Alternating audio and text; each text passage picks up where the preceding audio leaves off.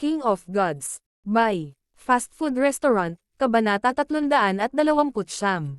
Sandali ng paggising. Nang buksan ni Zhao Fang ang kanyang bloodline ng mata, tila naramdaman ito ng bola, na para bang ito ay nakatadhana. Huminga ng malalim ang makapal na kilay na matanda. Ang bola ng Ice Soul ay isang bagay na dinala ng isang hari sa Void God Realm at ang kaalamang nakapaloob sa loob ay hindi nasusukat sa halaga. Ngunit ang item na ito ay hindi nag-react sa lahat sa mga taon na ito ay kasama niya. Nang lumitaw si Zhao Fang, nag-react ito. Mula dito, makikita na ang bagay na ito ay walang tadhana sa kanya. Minamaliit mo ang bloodline at potensyal ni Zhao Fang. Kahit ang spiritual sense ko ay hindi ito lubos na nauunawaan. Dagdag pa, mayroon siyang kapalaran sa Ball of Soul at may hindi masusukat na hinaharap. Sa makatuwid, maaari ko rin siyang tulungan hanggang sa dulo at bigyan din siya ng hindi kumpletong pahina ng Dark Eye. Pagkatapos ng lahat, tanging ang mga may malakas na bloodline ng mata at pinagmumulan ng enerhiya ng pag-iisip ang maaaring magkaroon ng mataas na pagkakataon na magtagumpay. Paliwanag ng makapal na kilay na matanda. Tumanggaw si Timo bilang pag-unawa. Si Timo at ang makapal na kilay na elder ay walang gamit para sa Ball of Ice Soul at Dark Eye na hindi kumpleto na pahina. Naramdaman ni Zhao Fang ang Ball of Ice Soul at ang kanyang pinagmumulan ng mental energy ay natugunan ang mga kinakailangan ng hindi kumpletong pahina ng Dark Eye. Ang lahat ay nakasalalay sa kanyang sarili. Dahan-daang pumikit ang makapal na kilay na matanda habang ang lahat ng kanyang aura, pati na ang kanyang buhay aura ay mabilis na nabawasan. Sa kabilang panig, kinuha ni Zhao Fang ang hindi kumpletong pahina ng Ball of Ice Soul at Dark Eye mula sa palasyo sa ilalim ng lupa. Iniisip niya kung sinong tao ang makapal na kilay na matanda para tawagin siyang Big Bro ng Deputy Patriarch. Maaaring ito ay tumalon ang puso ni Zhao Fang. Sa puso ng marami sa Iron Blood Religion, si Deputy Patriarch Timo ang huling nagpasya. Gayunpaman, ang posisyon ni Timo ay may salitang deputy. Ang tunay na patriarch ay hindi nagpakita ng halos 100 taon. Sinasabi ng mga alamat na ang Iron Blood Religion Patriarch ay lumahok sa misyon na sirain ang Scarlet Moon Demonic Religion at siya ay isang katunggali sa parehong panahon ng Scarlet Moon Patriarch. Pagkatapos nito, ang Iron Blood Religion Patriarch ay nakatulog ng mahimbing sa ilang kadahilanan. Bumalik si Zhao Fang sa kanyang lugar. Ang Ball of Ice Soul ay nagbigay ng malamig na pakiramdam sa kanyang palad, ngunit sa katotohanan, ang lamig na ito ay hindi umiiral. Ito ay totoo lamang sa salitang enerhiya ng kaisipan, isang kapangyarihan na katulad ng layunin ng espada o talam. Nang makita niya ito sa unang pagkakataon, ang God Spiritual Eye ni Zhao Fang ay nag-react. Binuksan ni Zhao Fang ang kanyang God Spiritual Eye at dahan-daang pinagsama ang kanyang kamalayan sa Ball of Ice Soul. Sa hindi malamang dahilan, ang lamig na iyon ay nakaramdam ng init kay Zhao Fang. Sa dimensyon ng kanyang kaliwang mata, ang nagyayelong lawa ay umaalon at ang hindi nakikitang lamig ay umalangaw sa buong antas ng enerhiya ng pag-iisip. Weng! Lumiwanag ang gitna ng bola ng Ice Soul. Ito ay transparent na kulay asol. Ang core ng Ice Blue ay hindi makikita sa mata dahil umiral lamang ito sa dimensyon ng enerhiya ng pag-iisip, ngunit nakita ito ng God Spiritual Eye ni Zhao Fang.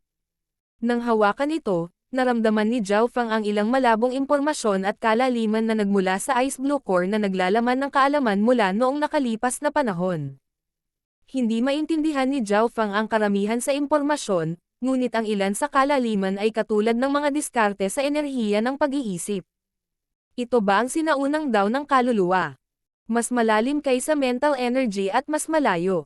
Nag-isip si Zhao Fang at maraming tanong ang lumitaw. Natitiyak niya ang isang bagay. Ang kaalaman ng Ball of Ice Soul ay daan-daang kung hindi libu-libong beses na mas mahusay kaysa sa mga diskarte sa enerhiya ng isip na nakita niya noon. Kung ikukumpara dito, ang heart controlling technique ay wala. Kahit na ang lightning inheritance ay hindi maihahambing sa impormasyon at kalaliman dito. Ang tanging ikinalulungkot ay ang bagay na ito ay hindi kumpleto at ito ay bahagyang lamang. Pinagsama ni Zhao Fang ang kanyang kamalayan dito at ang anumang kalaliman sa loob ng Ball of Ice Soul ay kukuha ng mortal na kawalang hanggan upang maunawaan. Kung hindi dahil si Zhao Fang ay may mental energy techniques bilang kanyang pundasyon at matibay na pangunawa mula sa kanyang God spiritual ay pati na rin sa isang malaking mental energy source, hindi niya ito mahawakan. Sa isang kisap mata, 2 hanggang 3 araw ang lumipas. Ang layunin na nilalaman sa loob ng Ball of Ice Soul ay nahati sa mga antas ng God spiritual ay ni Zhao Fang. Ang unang antas, Foundation of Ice Soul. Ang pangalawang antas, Power of Ice Soul. Ang ikatlong antas, Heart of Ice Soul. Siyempre, hindi kumpleto ang impormasyon tungkol sa ikatlong antas at kinailangan ni Zhao Fang na gumugol ng 2 hanggang 3 araw upang kalkulahin ang hakbang na ito. Sa ngayon, naiintindihan ko lang ang nilalaman ng foundation. Napaisip si Zhao Fang. Kahit na ang Foundation of Ice Soul ay lumampas sa kaalaman ni Zhao Fang sa mental energy. Binaligtad ng ilang impormasyon ang pananaw ni Zhao Fang sa mundo sa paligid. Halimbawa, sa Foundation of Ice Soul, may mga talaan tungkol sa pagkakaroon na tinatawag na Warlock King. Ang Warlock King ay hindi pisikal na malakas, sa kabaligtaran, maaari itong ituring na mahina. Gayunpaman, ang mental energy ng Warlock King Soul ay walang kamatayan at ang katawan para sa kanya ay isang lugar na matutuluyan. Kahit na ang kanyang katawan ay nawasak, ang Warlock King ay maaaring agad na lumipat sa ibang katawan. Ang Warlock King ay maaaring magkaroon ng maraming katawan at ang pagbabalik sa buhay ay hindi isang bihirang pangyayari. Ang katawan ay lalagyan ng buhay. Ang kaluluwa ng ubod ng lahat. Maaaring masira ang katawan hanggat nandyan pa ang kaluluwa. Kung wala na ang kaluluwa, wala na ang lahat. Tumanggaw si Zhao Fang. Para sa mga tao, ang mga kaisipan at ideya ay ang pangunahin, na siyang kaluluwa. Chapter Leader, aalis na tayo papuntang kapital. Isang boses ang nagpatigil sa pag-unawa ni Zhao Fang sa umaga. Binuksan ni Zhao Fang ang kanyang mga mata at bahagyang napagod siya, ngunit napuno siya ng higit na pananabik. Masyadong mabilis ang oras. Sa labas, naghihintay si Daiye. Tinanguan ni Zhao Fang ang kanyang ulo at iniwan lamang ang kaunti sa kanyang kamalayan upang pagmasdan ang labas habang ginugugol ang halos lahat ng kanyang enerhiya sa kanyang pangunawa. Sa dakilang bulwagan ng Iron Blood Religion, sina Zhao Fang, Jiang Sanfeng, Daiye at Dongzhou ay nagtipon. Bumaba mula sa langit ang Golden Spear Blood Dragon Sedan at kasama nito ang 3 protector. Deputy Patriarch, narito ang lahat. Ngumiti si Daiye at sinabing, "Tara na." Tumanggaw si Timo sa Golden Spear Blood Dragon Sedan. Ang kabisera ay hindi malayo sa pangunahing punong tanggapan ng Iron Blood Religion at ang grupo ay inabot ng wala pang kalahating araw bago dumating. Nang pumasok sila sa kapital, medyo naging emosyonal si Zhao Fang. Marami sa mga tao mula sa Iron Blood Religion ay sumulyap sa asol na buhok na batang chapter leader. Walang ekspresyong sinundan ni Zhao Fang at ginugol ang halos lahat ng kanyang pagtuon sa Foundation of Ice Soul. Hindi siya magpapalipas ng anumang segundo o minuto. Para siyang makina na sumusunod sa likod ng grupo. Huwag mo siyang guluhin. Napangiti si Deputy Patriarch Timo at sinabi sa iba. Sa grupong Iron Blood Religion, ang may asol na buhok na kabataan ay sumunod sa likuran na halos nakapikit ang mga mata. Para kay Zhao Fang na nakakaintindi, lumipas ang oras ng napakabilis. Wala siyang alam na nangyari sa labas ng mundo. Dumating na ang Emperor. Dumating na si Empress Qin. Dumating na ang pinuno ng pamilya Liu. Dumating na ang Flooding Lake City Lord. Walang kamalay-malay, si Zhao Fang ay pumasok sa isang magulong kapaligiran at pagkatapos ay umupo na lamang sa isang random na upuan. Sino itong asol na buhok na brat na ng ahas na umupo sa pre-order na upuan at natutulog? Nakakatawa. Asol na buhok, asol na mata, iyan ay si Zhao Fang mula sa Iron Blood Religion. Zhao Fang. Ang brat na dumukot kay Empress Qin. Lahat, tayo na at hulihin natin siya. Nagkagulo sa ibaba. Ang lugar ay nakalagay sa loob ng kapital na may malaking espasyo sa gitna at mga upuan sa paligid nito. Sa silangan na bahagi ay ang mga imperial kung saan dumating ang Emperor ng Canopy Great Country at Empress Qin. Ang iba pang puwersa ay ang Iron Blood Religion, Liu Family, Qin Sword Clan at iba pang malalakas na paksayon. Sa gitna ay may 8 sparring arena, bawat isa ay 1 milya squared malaki. Kasabay nito, Nagkaroon pa ng mas mataas na kinatatayuan sa gitna ng 8 arena. 10 upuan ang inilagay sa kinatatayuan na maaaring tumingin sa ibaba sa mga nasa ibaba.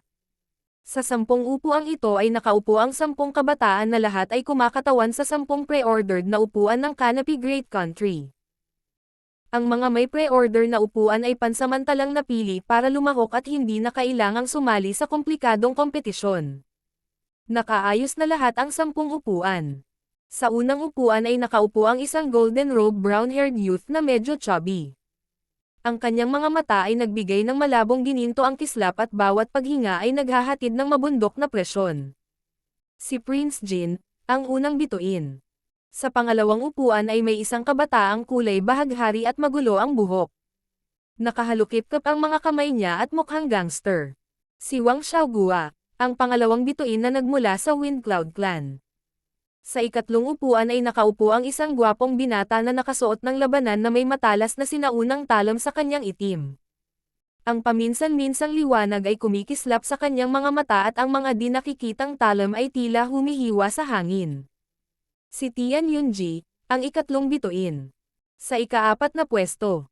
Isang asol na buhok na kabataan ang nakaupo na nakapikit na parang natutulog. Sa sandaling ito, ang paksa ng talakayan ay itong asol na buhok na kabataan. Si Zhao Feng, isang Iron Blood Religion chapter leader at isang tumataas na henyo. Ang daming tao. Binuksan ni Zhao Feng ang kanyang mga mata at lumabas sa kanyang pangunawa na may kaunting pagod. Ang 10 pre-ordered na pwesto ay nasa gitna ng 8 arena at sa paligid nito ay ang mga paksayon ng bansa. Lumangalinga si Zhao Feng sa paligid at nakakita ng maraming tao sa lahat ng dako. Ang sparring ay magaganap sa 8 arena. Sa sandaling idilat ni Zhao Feng ang kanyang mga mata, mas maraming atensyon ang nakuha. Sa panig ng Imperial, ang Canopy Great Country's Emperor ay tumitig kay Zhao Feng. Marangal na nakaupo si Empress Qin at parang isang reyna. Kasabay nito, ang Flooding Lake City Liu family, pangunahing pamilya Tian, pangunahing pamilya Liu at kumpanya ay may malamig na hitsura. Ito ay lalo na para sa bahagi ng Flooding Lake City kung saan dumaikit ang mga mata ng Flooding Lake City Lord habang malamig na nakatingin kay Zhao Feng. Tahimik na nakaupo si Liu Chengxen na parang isang diyosa mula sa isang painting. Maging si Zhao Feng ay nagsimulang manlamig sa mga tinging ito. Zhao Feng, nagkita tayong muli. Isang nangingibabaw na boses ang lumitaw ng wala saan.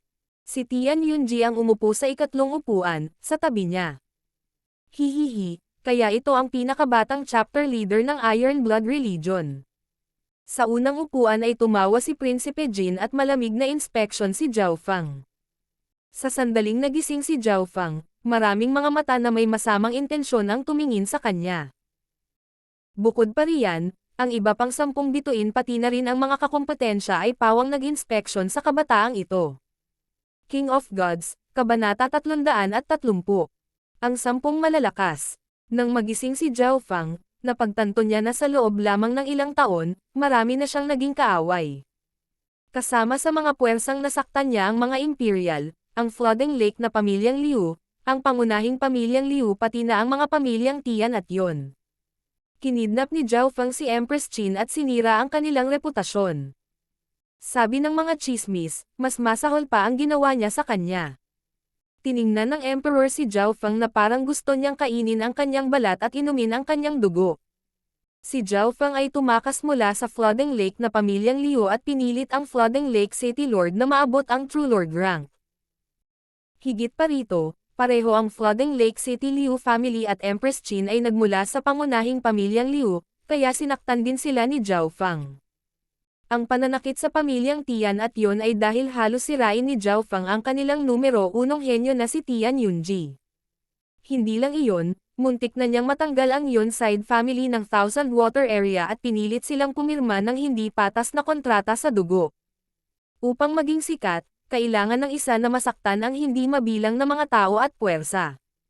Ang presyo na kailangang bayaran ay maaaring isipin. Ngunit ang pinaka-ikinagulat ni Zhao Feng ay si Tian Yunji.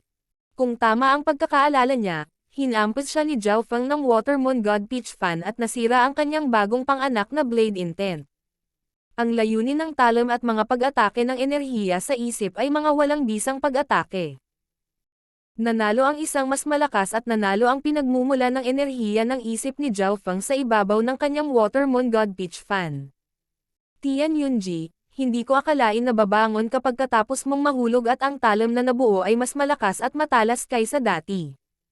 Iniskan ng kaliwang mata ni Zhao Feng si Tian Yunji at nakita kung ano ang nangyari. Naramdaman ni Tian Yunji ang pag-freeze ng kanyang puso habang ang ice blue na mata ay nag-scan. Sa sandaling iyon, ang kanyang blade intent ay tila na-freeze ng yelo at halos hindi makagalaw. Ito. Anong nangyayari? Huminga ng malalim si Tian Yunji. Kung ikukumpara sa isang buwan o dalawa na nakalipas, ang bloodline ng mata ni Zhao Feng ay nagdulot ng higit na presyon sa kanya. Sa isang sulyap pa lang, halos ma-freeze na nito ang kanyang blade intent. Nakakatakot, anong pagbabago ang naranasan ng bloodline ng mata ni Zhao Feng o itinago ba niya ang kanyang lakas noon? Tiningnan siya ni Zhao Feng ng isang beses bago ipinikit ang kanyang mga mata at nagpatuloy sa pag-unawa sa nilalaman ng Foundation of Ice Soul. Ang Ball of Ice Soul ay naglalaman ng mas maraming gamit ng mental energy at dinala siya sa mundo ng Ancient Tao of the Soul. Hindi alam, ang mental energy technique ni Zhao Feng ay umabot na sa isang bagong antas. Mula nang ito ay sumailalim sa huling pagbabago, ang God Spiritual Eye ni Zhao Feng ay nag-evolve ngunit hindi niya alam kung paano gamitin ang buong potensyal nito. Ang orihinal na mental energy techniques ay hindi na ngayon sapat. Habang si Zhao Feng ay patuloy na nag-aaral araw at gabi ng Ball of Ice Soul, ang kapangyarihan ng God Spiritual Eye ay hinuhukay. Naghinala pa siya na noong Asher ang mata, hindi pa ito natagpuan ang orihinal na pinagmumulan ng kapangyarihan. Sa mas mataas na kinatatayuan sa gitna ng mga arena. Ang 10 pre-ordered na pwesto ay kumakatawan sa mga bansang 10 pinakamalakas na henyo na nag-survey sa mga nasa ibaba. Ang pang-apat na kabataan ay nagsimulang matulog muli, hindi pinansin ang mundo sa labas. Ang Zhao Feng na ito ay walang katotohanan na mayabang. Naningkit ang mga mata ni Prince Jin habang kumikislap ng ginto. Nang magising si Zhao Feng, binati niya ito ngunit hindi man lang nag-abala ang una. Palibhasa'y prinsipe at numero 1 henyo na may pinakamalakas na bloodline, walang nakaranas sa kanya ng ganito noon. Siyempre, hindi lahat ng sisihin ay maaaring ibigay kay Zhao Feng. Una, hindi niya kilala si Prince Jin at higit sa isang tao ang bumati sa kanya. Ang pinakamahalagang bagay ay nakatutok pa rin si Zhao Feng sa Ball of Ice Soul at parang isang espongha na sumisipsip ng tubig. Nakipag-chat lamang siya pabalik kay Tian Yunji sa isang iglap bago bumalik sa pag-unawa. Sa sandaling ito, nagsimula na ang sparring sa 8 arena. Bukod sa 10 bituin, hindi mabilang ang mga kahanga-hangang nakikilahok. Karamihan sa mga kakompetensya ay nasa kalahating hakbang na True Spirit Realm na may maliit na bilang ng mga eksperto sa True Spirit Realm at mga eksperto sa 7th Sky Ascended Realm. Gayunpaman, kasama si Prince Jin at ang iba pang 10 bituin na nakatayo sa tuktok, karamihan sa mga laban sa ibaba ay hindi inilagay sa kanilang mga mata. Ang pagkilos ni Zhao Feng sa pagtulog ay talagang napakatalino. Matapos ang mga pag-ikot ng labanan, maririnig ang mga hiyawan mula sa labas. Si Jiang Sanfeng ay talagang karapat-dapat na maging ika-4 na bituin. Hindi pa siya natatalo sa laban. Ang Liu Chengxen na iyon ay hindi rin kapanipaniwala. Hindi lang siya maganda, malakas din siya. Ang 10 na may pre-order na pwesto ay tinalakay sa isa't isa. Ang mga pumasok sa kanilang mga mata ay ilang tao lamang. Sa kanila, sina Jiang Sanfeng at Liu Chengxen ay parehong nagkaroon ng 10 panalo at walang pagkatalo. Alam ng lahat ang lakas at husay sa pakikipaglaban ni Jiang Sanfeng. Sinira ng kanyang Scorching Sun Blazing Fire Manual ang bawat kalaban. Karamihan sa mga nakilala niya ay kusa ng sumuko. Sa sobrang lakas ni Jiang Sanfeng, hindi ko maintindihan kung bakit ibinigay ng Iron Blood Religion ang na-pre-order na lugar sa ganoong brat. Ang Iron Blood Religion ay may mahigpit na ranggo. Si Zhao Feng na iyon ay chapter leader kaya malamang na kailanganin ni Jiang Sanfeng na yumoko kapag sila ay nagkita. Tinalakay ng mga henyo ng bawat pangkat ang tanong na ito. Si Jiang Sanfeng ay mas malakas kaysa sa inaasahan at walang kalaban ang kanyang kalaban. Marami ang nagtanong kung bakit hindi nabigyan ng pre-ordered spot ang naturang prodigy, ngunit tumahimik ang mga upper echelon ng Iron Blood Religion dahil alam nila ang katotohanan. Ang labanan sa pagitan ni Zhao Feng at Jiang Sanfeng ay ilang araw pa lang ang nakalipas kaya hindi pa ito kumalat. Bukod doon, si Liu Qingxin ay isa ring itim na kabayo. Nakasuot siya ng puti at may awang ng kakisigan sa kanya. Para siyang diyosa sa isang pagpipinta at bawat kilos mula sa kanyang napakagandang kagandahan. Ang paraan kung paano siya lumipat sa oras na ito ay iba sa likod sa Flooding Lake City. Napakalalim ng Dao of Entertainment. Parang naririnig ko ang pagtawag ng hangin at huni ng mga ibon. Pumikit sa kasiyahan ang isang puting bihis na diyosa mula sa palasyo ng Qin Sword. Ang eksenang ito ay nagulat sa iba pang matataas na echelon ng Qin Sword Palace. Ang galing ni Goddess Qin sa entertainment ay nireranggo bilang isa sa nangungunang tatlo sa bansa at kapantay ni Empress Qin. Ang galing ng junior na ito sa entertainment ay umabot na sa ganoong kataas na antas. Tama, sa pagsasanib ng Dao of Entertainment sa martial arts, ang bawat aksyon ay kasiya siyang tingnan. Elegante at marangal, walang palatandaan ng kagandahan. Nalaman ko na ang hangin ng babaeng ito ay ganap na kabaligtaran sa Empress Qin, ngunit tila sila ay may koneksyon. May mga taong may kaalaman dito. Si Liu Qingxin ay matikas at tila tumugtog siya ng isang kanta na nagpakilig sa puso ng iba. Lady Liu, ikaw ang diyosa ng puso ko. Bagamat mayroon akong isang pagkatalo, ngunit ang aking puso ay sumasabay. Isang puting nakadamit na young master, na nasa true human rank at natalo ay nagsabing ayaw. Sa pagitan ng mga labanan, ang kanyang mga mata ay higit na nakatuon sa dalawang tao. Ang isa ay si Empress Qin at ang isa ay si Zhao Feng, ngunit si Zhao Feng ay natutulog at hindi niya ito pinansin. Ngumiti si Empress Qin at siniyasat siya. Ang salpukan ng dalawang paningin ay tila isang hindi nakikitang labanan. Pagkalipas ng 2 araw, napagpasyahan ang nangungunang 10. Sina Liu Qingxin at Jiang Sanfeng ay nanalo sa lahat ng kanilang laban ngunit hindi sila naglaban sa isa't isa. Sa normal na sitwasyon, si Qingxin ay may 50 hanggang 60% posibilidad na talunin si Jiang Sanfeng. Higit pa rito, ang Qingxin ay mayroon pa ring nakatagong bloodline at ang mga pamatay na galaw ng Dao ng Qin at buhay.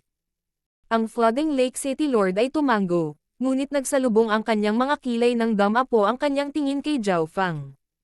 Medyo naiintindihan niya ang isang makapangyarihang paksayon tulad ng Iron Blood Religion. Ang Iron Blood Religion ay nireranggo ayon sa lakas at katayuan. Kung si Zhao Feng ay may katayuan lamang ngunit walang lakas, malabong kunin niya ang pre-order na pwesto ni Jiang Sanfeng. Higit pa rito, ang mga reaksyon mula sa itaas na echelon ng Iron Blood Religion ay pasibo.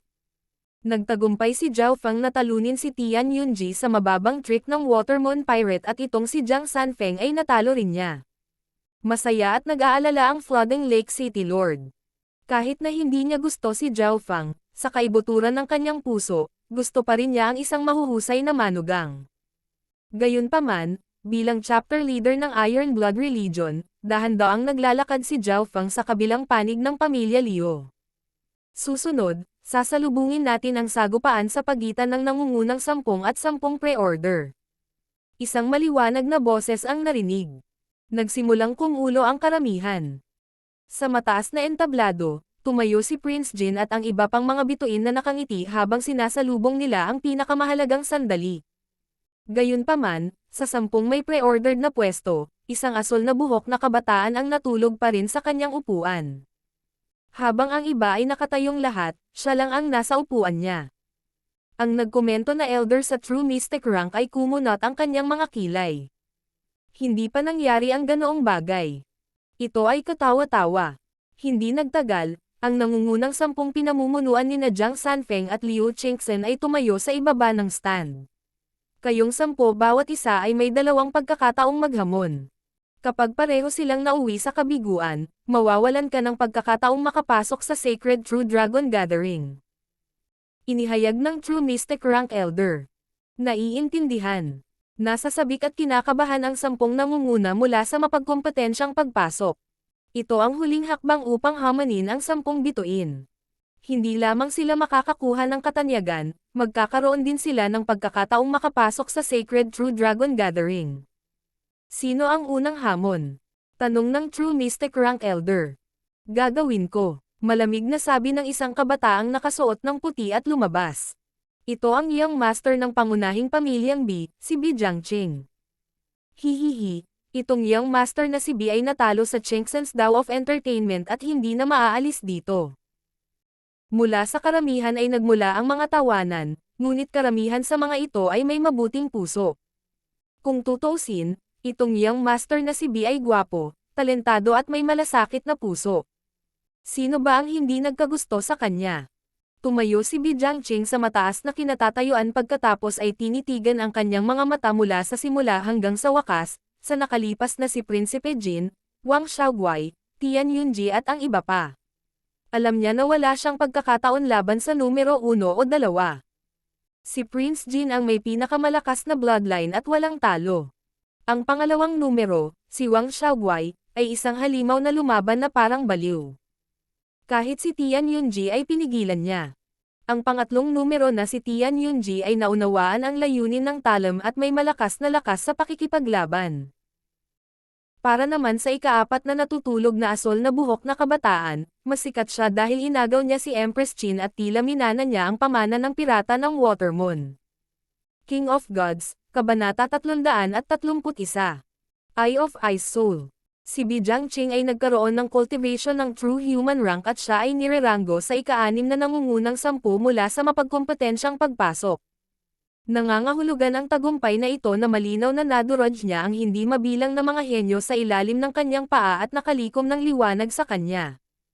Gayunpaman, sa harap ng 10 henyo na may pre-ordered spot, ang kanyang ekspresyon ay solemn at hindi siya nang ahas na maliitin ang sinuman. Wala siyang tiwala na matalo ang sinuman sa kanila, at wala siyang pag-asa laban kay Prince Jin at kasamahan. Para lamang manalo sa isang laban lamang ay mangangailangan ng maraming pagsisikap.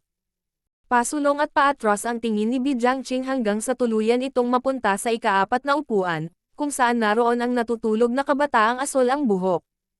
Ika-4 na numero, ikaw na. Huminga ng malalim si B Jiangqing at gumawa ng isang desisyon na may mga matang nakatusok. Ang pagpili kay Zhao Feng ay bunga ng malalim na pag-iisip at dahil sa dalawang dahilan. Bilang isa sa 10 na may na-pre-order na pwesto, si Zhao Feng lamang ang hindi isa sa 10 bituin at bagaman sikat si Zhao Feng, nabalitaan na ginamit niya ang mababang panlilinlang ng pirata ng Watermoon. Nangangahulugan ito na hindi alam ang tunay na lakas ni Zhao Feng. Pangalawa, Liu Qingxen. Sa sparring noon, natalo si B Jiangqing sa kagandahan at kamahalan ni Liu Qingxen. Nagkataon, si Zhao Feng ay kay Liu Qingxen fiancé ngunit nabigyan ng garantiya habang siya ay nakatakas sa kanyang kasal. Hindi alam ng batang ito kung ano ang pag-ibig. Kahit hindi pinapansin ang isang perpektong babae. Matatalo kita no matter what and get her heart. Pagkatapos, sa pagkakakilanlan ko bilang young master ng pamilya B, pupunta ako para humingi ng kasal, malamang napapayag ang Flooding Lake City Lord. Si B Jiangqing ay nagseselos kay Zhao Feng ngunit bahagyang masaya rin. Sa kabutihang palad, hindi alam ni Zhao Feng kung ano ang pag-ibig at nag-iwan sa kanya ng isang linya ng pag-asa. Naiinggit siya na wala siyang pakialam sa ganoong kagandahan. Nagdesisyon si B Jiangqing na anuman ang presyo, matatalo niya si Zhao Feng. Huminga siya ng malalim at tumingin sa gilid kung saan naroon ang isang perpektong matikas at marangal na figure na puti. Ngunit pagkatapos magsalita ni B Jiangqing, ito ay tahimik. Ika-4 na numero, ikaw na. Walang galaw, walang reaksyon. Nakapikit pa rin si Zhao Feng sa pang-4 na upuan na parang natutulog. Hindi niya alam kung saang upuan siya naruroon at hindi niya alam ang pag-usad ng kompetisyon sa labas. Zhao Feng, si B Jiangqing ay isa sa 10 kakompetensya at may karapatang hamanin ka. Kung hindi mo tatanggapin, kukunin na sumuko ka. Ang hukom sa boses ng True Mystic Rank ay kasing lakas ng kulog. Nang binanggit ang pangalang Zhao Feng, biglang idinilat ng asol na buhok na binata ang kanyang mga mata na may pagtataka. Sa ibaba ng entablado, nandoon lahat sina Liu Qingxen, Jiang Sanfeng at ang iba pa. Sa gitna nila, may matikas na ngiti si Liu Qingxen. Hindi napigilan ni Jiang Sanfeng na sabihin, Zhao Feng, bilasan mo at lumaban. Siya at si Zhao Fang ay nagmula sa Iron Blood Religion at ang kanyang mukha ay namumula. Ang bastos na brat na ito ay naglakas loob na huwag pansinin ako. Si Bi Jiangqing na nakatayo ay may mukha na puno ng galit at ang kanyang mga kamao ay nakakuyom. Oh, tinanggaw ni Zhao Fang ang kanyang ulo bilang pag-unawa at sumilip sa ibaba. Ang kilusang ito ay talagang mula sa pirata ng Watermoon. Ang disipulo ng pumipili ng bulaklak ay nang ahas na pumasok sa Sacred True Dragon Gathering sa capital. Maraming tao dito ang nagpahayag ng mga tingin ng puot at galit. Ang ilan sa mga nakatatandang henerasyon ay nakipag-ugnayan pa sa pirata ng Watermoon noon ngunit natalo. Ang mga Imperial ay punong-puno ng intensyong pumatay at galit. Kung hindi dahil nagmula si Zhao Fang sa Iron Blood Religion, malamang na mayroong grupo ng mga eksperto na lumilipad para parusahan siya. Sa arena, hinarap ni Zhao Fang si Bi Jiangqing. Walang ekspresyon ang dating, pero parang may hint ng iniisip. Bagamat nasa arena sila, ang focus ni Zhao Fang ay nasa Ball of Ice Soul pa rin. Nagawa ni Zhao Fang na makapasok sa unang antas ng Foundation of Ice Soul at umabot sa isang bagong antas. Asher Fire Green Sky. Pinag-cross ni Bi Jiangqing ang kanyang mga kamay at ang kanyang mga mata ay kumislap ng Asher habang ang kanyang buong True Spirit Chi ay tila nag-aapoy. Ho! Nabalot siya ng isang layer ng Asher Light at nagsimulang magpalabas ng nagninangas na apoy. Ang higit na hindi kapanipaniwala ay ang kanyang True Spirit Chi ay nagawa pang basagin ang hadlang ng antas ng paglilinang. Ang Asher Fire Green Sky ay isang lihim na pamamaraan mula sa pangunahing pamilya ng Bi at magagamit lamang sa kombinasyon ng kapangyarihan ng Bloodline. Ang Bloodline Secret Technique na ito ay maaaring magpapataas ng compatibility sa Heaven Earth Yuan Chi at ang kanyang lakas sa pakikipaglaban ay maaaring doblehin man lang. Nakita ito ng mga eksperto mula sa bansa. Hindi maganda, ang Asher Fire Green Sky ay maaari lamang gamitin ng mga nasa huling yugto ng True Human Rank kung hindi ay masasaktan nito ang pundasyon at makapinsala sa kanyang bloodline power. Nagbago ang ekspresyon ng mga tao mula sa pangunahing pamilyang Bi. Sa isang maikling paghinga, ang lakas ng labanan ni Bi Jiangqing ay mabilis na tumaas at maihahambing kay Jiang Sanfeng. Ang mga mata ni Bi Jiangqing ay naging ganap na Asher at sinumpa niya si Zhao Fang na parang isang Diyos. Sa sandaling ito, ang Asher na apoy ay bumalot sa buong lugar at ang nakakatakot na kapangyarihan ay sapat na upang ilipat ang mga nasa pinakamataas na yugto ng True Human Rank. Habang ang Asher na apoy ay malapit nang lumunin ang asol na buhok na kabataan. Bakit hindi ka lumalaban? Bumilis ang tibok ng puso ni na Jiang Sanfeng at Dai Ye. Ang True Spirit Chi ni Zhao Fang ay walang reaksyon, na parang wala man lang siyang planong gumanti. Bastos na bandido, mamatay ka. Si Bi Jiangqing ay may mapagmataas na ekspresyon habang ang kanyang mata ay malamig na kumikislap, ngunit sa sandaling iyon, ang kaliwang mata ni Zhao Fang ay tumingin sa kanya sa unang pagkakataon. Ang kaliwang mata ay parang walang butas na nagyayelong lawan na nagbigay ng malamig na lamig. Nagsimulang magsinok si Bi Jiangqing at maging ang kanyang pag-iisip ay tila nagyelo habang ang kanyang mga galaw ay bumagal ng 12-dosenang beses. Ang lamig ay hindi umiral sa pisikal ngunit ito ay nagmula sa mental energy soul. Nanginginig si Bi Jiangqing habang nanlalaki ang mga mata. Parang nanlamig ang buong katawan niya. Sa titig ng iba, parang napakabagal ang kilos niya. Dahil sa pagyayelo ng kanyang mental energy, nawalan siya ng kontrol sa kanyang katawan at true force pati na rin sa bloodline. Para siyang sanggol na natututo sa mga unang hakbang nito. Bam! Pinalayas siya ng arena ng may asol na buhok. Plop! Sa sandaling bumagsak si Bi Jiangqing sa lupa, ang lamig sa kanya ay nawala ng higit sa kalahati. Isang linya ng dugo ang lumabas mula sa kanyang bibig at ito ay mainit sa hawakan. Paano ito posible? Anong uri ng mababang trick ang ginamit mo? Bulalas ni Bi Jiangqing. Ibinigay niya ang lahat at ginamit pa niya ang kanyang bloodline power para i-activate ang Asher Fire Green Sky Secret Technique, ngunit siya ay pinalayas ng walang pagtutol, na parang tinamaan siya ng isang masamang kasanayan. Nagpakulo ang karamihan. Karamihan sa mga tao ay hindi nakita kung ano ang nangyari. Ang tunay na sandali ng pagpapasya ay kalahating hininga ang haba. Ano ang sitwasyon? Bakit naging baliw si Bi Jiangqing sa mahalagang sandali? Anong pakulo ang hinailan ng batang iyon? Pakulo. Iyon ay isang bagay na naiwan ng Watermoon Pirate na parang lason na magpapawala ng lakas sa pakikipaglaban sa kalaban. Nagsimulang mag-usap ang mga tao bago nauwi sa mga alon ng paghingi ng parusa. Karamihan sa mga ito ay sinimulan ng nakababatang henerasyon samantalang ang nakatatandang henerasyon ay may mga solemn na pagpapahayag. Hindi nag-abalang magpaliwanag si Zhao Fang at bumalik sa kanyang orihinal na upuan upang maunawaan. Gaya ng naisip ko, pagkatapos ng pagbabago, ang aking kaliwang mata ay naging kaanib sa mga elemento ng yelo at tubig. Sa pamamagitan ng Ball of Ice Soul, natutunan ko kung paano gamitin ang kapangyarihang ito at maaari pang ang palamigan ang kamalayan ng mga kaaway. Tumanggo si Zhao Fang. Pangalanan ko ang pagdalaw na ito ng Ice Soul Eye, na iba sa Eye of Illusions. Mula sa sandaling ito, ang bloodline ng mata ni Zhao Fang sa wakas ay bumalik sa orihinal nitong kategorya. Ang Ice Soul Eye ay isang kapangyarihang nabuo sa pamamagitan ng pag-unawa sa Ball of Ice Soul. Pagkatapos ng ikalawang pagbabago ng espiritual ng Diyos, hindi ma-develop ni Ai Zhao Fang ang kapangyarihang ito ngunit binago ng Ball of Ice Soul ang kapalaran ni Zhao Fang.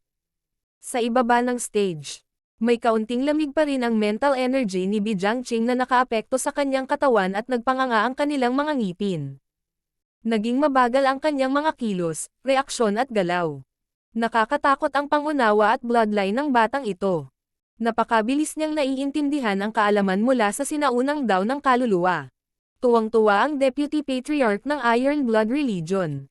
Sa kabilang banda, ang Imperials, Yun Family, B Family at iba pang upper echelons ay nagulat at solemn na mga ekspresyon.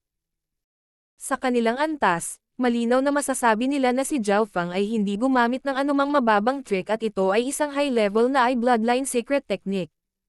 Gayunpaman, maraming mga henyo na naruroon ang hindi nakakita ng katotohanan at sa gayon ay namumuhi kay Zhao Fang. Zhao Fang, ang bandidong ito ay naglakas loob na gumamit ng mahinang suntok sa publiko. Masyadong peke ang paraan ng pagkatalo ni Bi Jiangqing. Pinlano ba ito ng dalawa? Naghinala pa nga ang ilan na sinadya ni Bi Jiangqing na matalo si Zhao Fang upang maitatag ni Zhao Fang ang kanyang dominasyon. Mabilis na lumipas ang alon na ito. Sa maikling panahon, si Bi Jiangqing ay hindi nang ahas na humamon muli at iniligtas ang kanyang pangalawang pagkakataon habang pinagaling ng mga matatanda mula sa kanyang pamilya. Kaagad pagkatapos, gumawa ng hakbang si Jiang Sanfeng at hinamon ang numero 6 at nanalo. Sa bagay, pang-4 na numero naman siya dati. Pagkatapos nito, ang iba pang 10 kakumpetensya ay lahat ay naghamon ngunit nauwi sa kabiguan. Nanatiling nakapikit ang mga mata ni Zhao Fang at wala siyang pakialam sa labas ng mundo. Through the practical use just then mas naintindihan niya ang Eye bloodline niya. Ang Eye of Illusion dati ay gumagamit ng mental energy illusions para bitag ang kaaway at hawakan ang kanilang kamalayan hanggang sa sila ay maubos. Ang kahalagahan ay nasa ilusyon ng mundo. Ginagamit ng Ice Soul ay ang malamig na mga elemento upang mag-freeze at makapinsala sa kamalayan ng kalaban. May kakayahan itong mangagnas at umatake. Ang mga iniisip ni Zhao Fang ay naging mas malinaw. Ang kanyang unang pagbabago ng mata ay dapat na ang elemento ng hangin, ngunit wala siyang mga lihim na diskarte upang mabuo ito. Kung siya ay sinabing ngayon ay may mata ng yelo, sa nakaraan ito ay ang mata ng hangin. Kung nakuha ko ang Ball of Ice Soul noon pa man, hindi lang ganito ang mga nagawa ko. Si Zhao Fang ay bahagyang nagsisi ngunit masaya din. Habang fully focused on comprehension, bigla siyang nakaamoy ng bango. Naramdaman ito ni Zhao Fang at binuksan ang kanyang mga mata upang makita ang isang tahimik na dilag na nakaupo sa tabi niya at nakangiti sa kanya. Si Liu Qingxen. Tumalon ang puso ni Zhao Fang. Hinamon niya ang numero 5 at nanalo, naging isa sa 10 bagong bituin. King of Gods, Kabanata 332. Numero 1 sa dakilang bansa, una. Ang kasalukuyang ranggo sa mataas na entablado para sa 10 bituin ay ang mga sumusunod. Number 1, Prinsipe Jin. Pangalawa, Wang Xiaoguai. Pangatlo, Tian Yunji. Numero 4, Zhao Fang. Numero 5, Liu Qingxen. Numero 6, Jiang Sanfeng. Ang 6 na lugar na ito ay medyo matatag. Ang mga pwesto na nagbabago ay ang ilang panghuli, lalo na ang numero 9 at 10. Nasa kanan ni Zhao Feng si Tian Yunji habang nasa kaliwa naman si Liu Qingxen. Dahil sa pagdating ni Liu Qingxen, tila na pressure si Zhao Feng at hindi nagpatuloy sa pagtulog. Tahimik na umupo sa tabi niya si Liu Qingxen na walang mga palatandaan na sinisisi siya at sa halip, bakas sa mukha niya ang kagalakan. Bagamat tumakas si Zhao Feng sa kasal, engaged pa rin sila. Ibig sabihin, nagkaroon pa rin ng magkasintahang relasyon ang dalawa sa pagpasok nila sa competitive area na ito. Kung walang anumang sorpresa, ang dalawa ay parehong tumuntong sa tunay na yugto ng kontinente. Ang gayong tadhana ay napuno ng kulay at pagbabago. Nasiyahan si Liu Qingxen habang tinitingnan niya ang asol na buhok na kabataan sa susunod na pagkakataon na siya ay may init. Sa mataas na entablado, paminsan-minsan ay nagtagpo ang mga mata ni Zhao Feng at Liu Qingxen. Medyo awkward ang una habang nakangiti ang huli pero hindi nagsasalita. Pinaikit ni Prince Jin, na numero 1, ang kanyang mga mata habang inis kanya ito kina Zhao Feng at Liu Qingxen. Natigilan siya sa kagandahan ni Liu Qingxen. Ang aura, hitsura at talento ni Liu Qingxen ay may hahalin tulad sa Empress at siya ang pinakaangkop para sa isang asawa. Kung maaari ko siyang kunin bilang aking asawa, kukunin ko ang suporta ng pamilyang Liu sa Flooding Lake at kahit nabawiin ang mga koneksyon mula sa pangunahing pamilyang Liu at Empress Qin. Malaki ang posibilidad na maging emperor ako. Bumilis ang tibok ng puso ni Prinsipe Jin nang halos mawalan ng kontrol ang medyo mataba niyang mukha at tumawa. Habang iniisip niya iyon ay lalo siyang naantig. Una, ang personal na alindog at hitsura ni Liu Qingxen ay ganap na kabaligtaran ni Empress Qin ngunit maihahalin tulad siya sa kanya. Higit pa rito, nagsanay siya sa Dao of Entertainment at nagustuhan ang katahimikan para hindi siya maging ambisyoso tulad ni Empress Qin.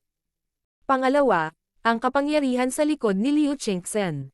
Matapos umakyat si Liu Jiushan sa True Lord rank, ang Flooding Lake Liu family ay naging isa sa mga piling pamilya. Matapos maabot ng Flooding Lake City Lord ang True Lord rank, ang kanilang kabuuang lakas ay naging malapit sa alinman sa 4 na pangunahing pamilya. Siyempre, hindi alam ni Prinsipe Jin na may problema sa pagitan nila Empress Qin at Liu Qingxen na hindi kayang lutasin.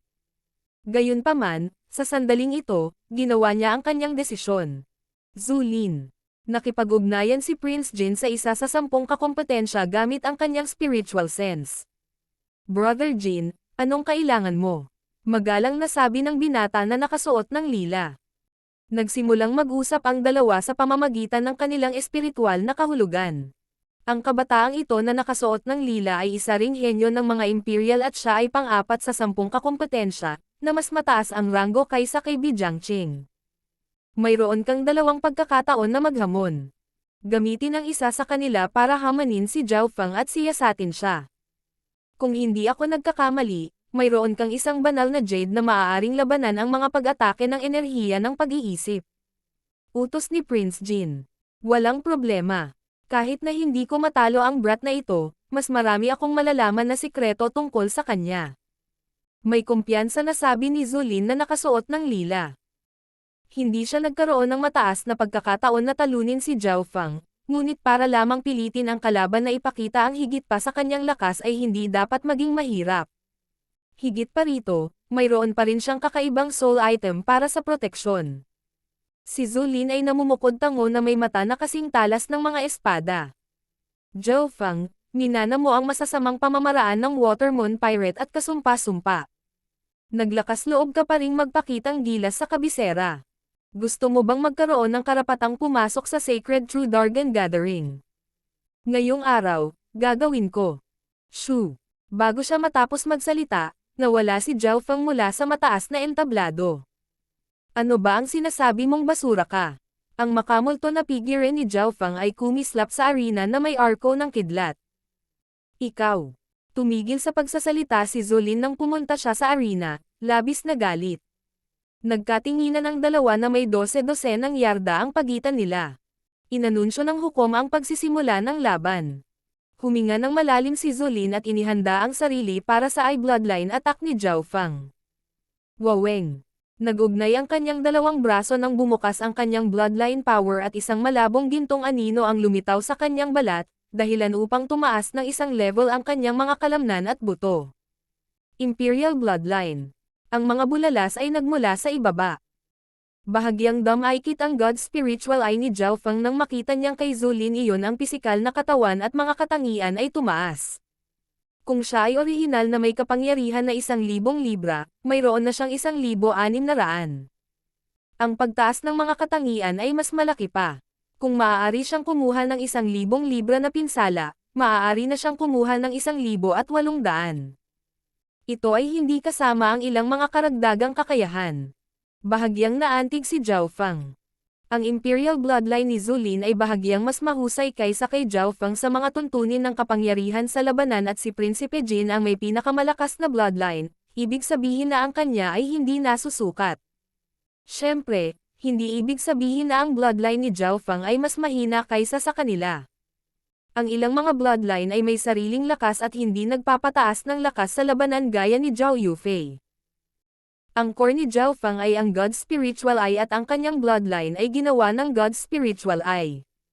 Brat, kung hindi ka gagawa ng iyong hakbang, hindi ka magkakaroon ng pagkakataon. Ngumisi si Zulin. Napakahina para sa kalaban na hayaan siyang buksan ang kanyang bloodline. Sa ganitong estado, nagkaroon pa siya ng pagkakataon na talunin ang mga nasa huling yugto ng True Human rank. Ice Soul Eye. Binuksan ni Zhao Feng ang kanyang God Spiritual Eye, na parang walang katapusang nagyayelong lawa. Napasinghap si Zulin habang dumadaloy ang lamig sa kanyang kaluluwa at puso. Weng. Sa napakahalagang sandali, kumikinang ang isang puting jade sa kanyang baywang. Ngunit kahit na noon, ang pag-iisip ni Zulin ay hangina lamang ng 10 hanggang 20%. Ang lamig sa dimensyon ng enerhiya ng kaisipan ay mabilis na nabura at lumawak. Sa ilalim ng isang paghinga oras, ang kanyang puso ay nagyelo. Mula sa pananaw ng iba, si Zulin ay parang isang mahinang matandang lalaki na ang mga kilos at ekspresyon ay mabagal. Bahagyang nanginig ang kanyang figure at puno ng takot at kawalan ng magawa ang kanyang mga mata. Bam! Dahan-daang lumapit si Zhao Feng at sumipa palabas. Sa ilalim ng nakanganga na mga tingin ng karamihan, si Zulin ay pinaalis sa arena. Bago ipahayag ng hukom ang resulta, nawala si Zhao Feng sa arena at bumalik sa pang-apat na upuan. Wag! Lumuwa si Zulin ng isang subo ng dugo at mabagal pa rin ang kanyang pag-iisip. Paano ito posible? Ni hindi ko magawang tingnan siya kahit isang sulyap. Hua! Nagpakulo ang karamihan. Si Zulin ay walang pagtutol kahit na sa kanyang lakas at kapangyarihan sa linya ng dugo. Seryoso ang mukha ni Prince Jin. Ang hamon ni Zulin ay lalong nagpapataas ng katanyagan ni Zhao Feng. Sa 10 may pre-ordered na pwesto, sina Tian Yunji at Zhao Feng ay parehong tinapos ang kanilang mga kalaban sa isang galaw. Ang kaibahan ay si Tian Yunji ay nakabuo ng isang blade intent na mas malakas kaysa dati at pinigilan ang kanyang kalaban ng lubos na puwersa. Ang mga kalaban ni Zhao Feng ay walang anumang pagtutol. Para naman sa number 1 at number 2, sina Prince Jin at Wang Xiaoguai, walang nang ahas na hamanin sila. Ang dahilan kung bakit hinamon si Tian Yunji ay dahil inisip ng isang henyo na baka nasugatan pa ang kanyang blade intent at maaari siyang manalo. Papasok na ang kompetisyon sa mga huling yugto at 10 pwesto ang napagdesisyonan. Ang unang 6 ay hindi nagbago. Prince Jin, Wang Xiaoguai, Tian Yunji, Zhao Feng, Liu Qingxen, Zhang Sanfeng. Sa huling 4, 3 sa kanila ang bago. Kapansin-pansin na sina Zulin at Bi Jiangqing na humamon kay Zhao Feng ay parehong natalo. Ang dalawa ay inatake ng Ice Soul Eye ni Zhao Feng at nagyelo sa dimensyon ng mental energy. Bagamat maaari itong gumaling mula sa mga espiritual na table task at mga doktor, sa maikling panahon ay hindi ito ganap na gumaling. Ang mga epekto ay ang kanilang mga reaksyon ay mas mabagal kaysa sa iba at malinaw na wala silang pag-asa na makakuha ng pwesto. Si Zulin at Bi Jiangqing ay puno ng panghihinayang. Parehong itinago ng dalawa ang ilang lakas sa kompetisyon at nagkaroon ng pagkakataong makapasok sa Sacred True Dragon Gathering ngunit dahil hinamon nila si Zhao Feng, nawalan sila ng pagkakataong makapasok. Zulin, babayaran kita kapag may pagkakataon ako. Inaliw ni Prinsipe Jin si Zulin. Hindi niya inaasahan na ganito rin ang mangyayari.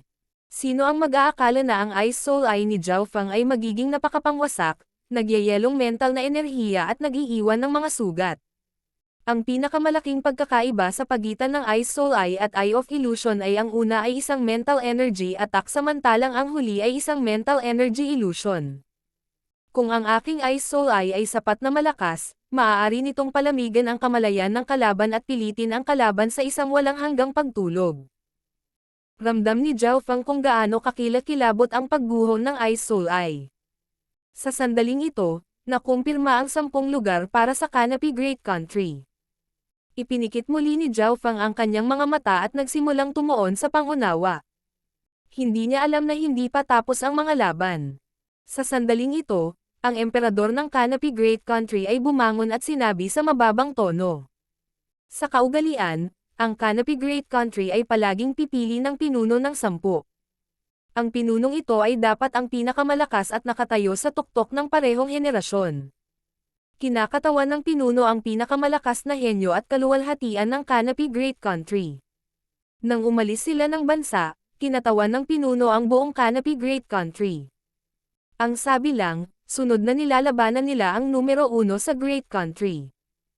Ang pansamantalang nasa unang pwesto ay si Prinsipe Jin. Kung may ibang gusto sa pwestong ito, pwede siyang hamanin. Ang Canopy Great Country's Emperor ay may isang matingkad na ngiti. Sa mga tuntunin ng paglilinang, naabot ni Prinsipe Jin ang pinakamataas na yugto ng True Human Rank at mas mataas lamang kaysa sa iba pang mga kahanga-hangang naruroon.